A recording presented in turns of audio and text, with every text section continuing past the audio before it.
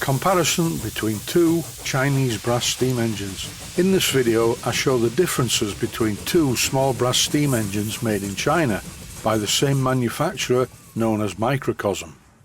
Here's the first one. This engine was bought directly from the manufacturer trading as Microcosm.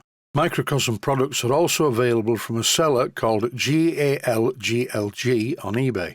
Looking at this engine, it is a really nice thing. It's extremely small and it runs superbly.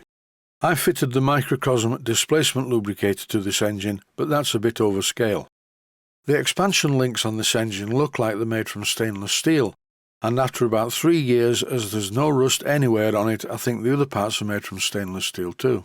I'm about to run this engine, so obviously I'm oiling it first. Brass doesn't wear particularly well, and some brass engines, particularly the larger ones, seem to wear out fairly quickly. However, this is generally not the case with these small engines. I have noticed that Chinese stainless steel appears to be much harder than the stuff we normally get over here. Similarly, on some Chinese engines, the brass castings are really hard too. A friend of mine sent some drawings to China a few years ago, and what came back was nothing like the drawing. The engines were quite well made, and the brass castings seemed to wear well. It went downhill from there though, but that's another story.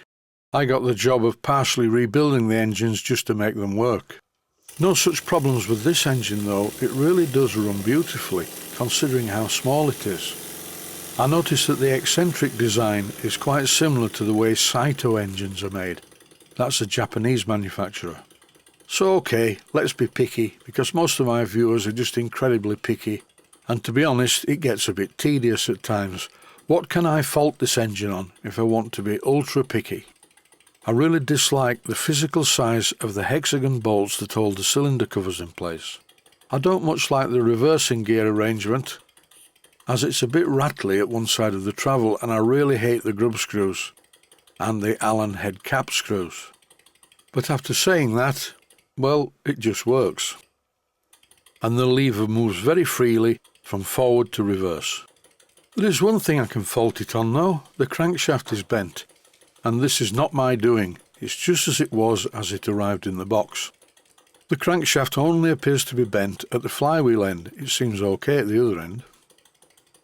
Generally, with the help of a soft hammer, I have a high success rate straightening crankshafts on model engines, but this one's a bit on the small side. And you can see how small it is if I hold it in front of a Stuart 5A. Having said that, a Stuart 5A is quite a large engine, but it's a very small engine. It fits easily in the palm of my hand. The 5A has the same type of valve gear as the small Microcosm engine, and as you can see, it reverses quite easily when I change the position of the reversing lever, just like on the little Microcosm engine. I want to digress for a moment and show another type of engine, which once again is much bigger than the tiny Microcosm engine. This is a Stuart triple expansion engine. I won't go into details about why it's called a triple expansion engine. Please watch some of my other videos for that. And these are quite difficult to make. I'm now going to show you an engine that I've just bought via eBay from a seller called Mooseman_Steam. I've had dealings with this seller before, and he really is very good, and you can buy anything that he has for sale on eBay with confidence. This is a Microcosm M30 steam engine. As I got it out of the box, I was amazed at the quality of the casting and machining.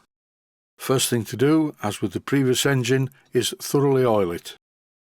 Here's a close-up of the expansion link mechanism at one side. This is more like watchmaking, although this expansion link needs straightening out a little bit. It's been sprained. This engine is very free running. As I rotate the flywheel, you may notice it also has a governor. Just in case you're curious what these engines are called, the one on the left is called an M30 and the one on the right is called an M29. And there are some obvious differences between the two models.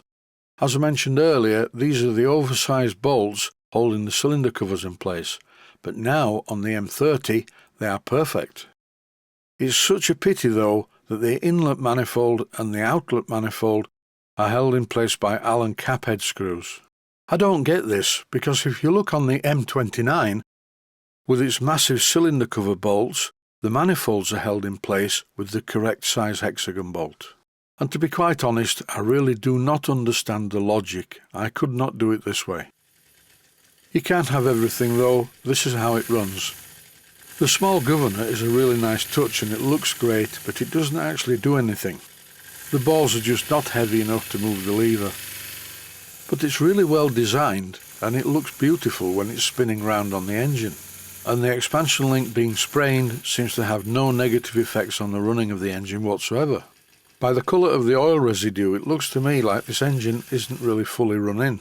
I like the ball joint linkage to the regulator. It is very smooth and for its size very powerful. I think it's time for a bit of slow motion.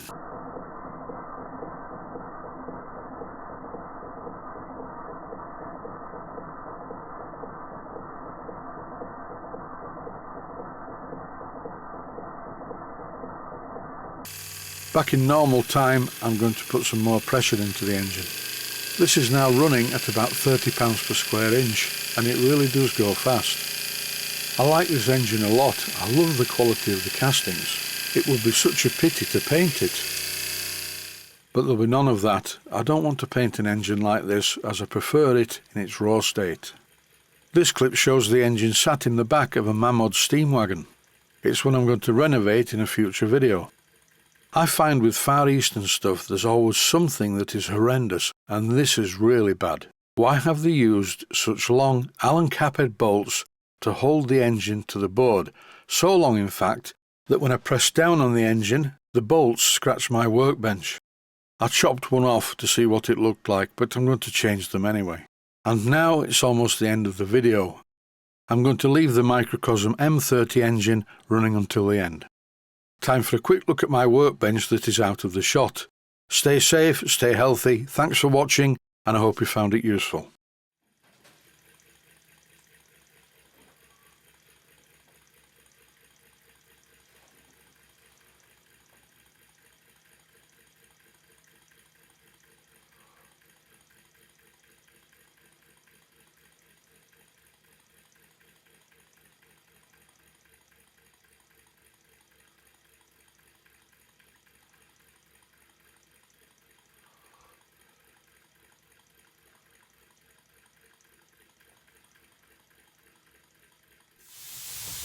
Please take the time to visit my Mainsteam Models website and click on the section of the website that says Video Playlists. And by doing that, you can find other videos that you may like to watch.